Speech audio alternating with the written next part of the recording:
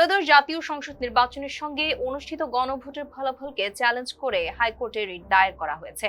রিটটি দায়ের করেছেন সুপ্রিম কোর্টের আইনজীবী ABM আতাউল মজিদ তৌহিদ। জনস্বার্থে এই রিট দায়ের করা হয়েছে বলে জানানো হয়। রিটে প্রধান নির্বাচন কমিশনার, মন্ত্রিপরিষদ সচিব এবং আইন সচিবকে বিবাদী করা হয়েছে।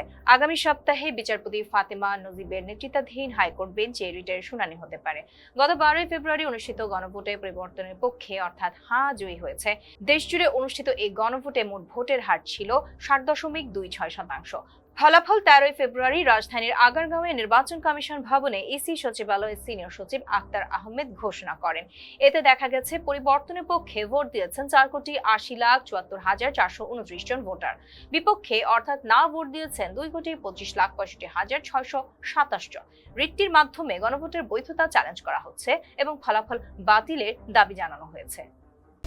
আবাসনে আস্থার আদর্শ, নতুন ধরা, নতুন প্রজন্মের নতুন পৃথিবী।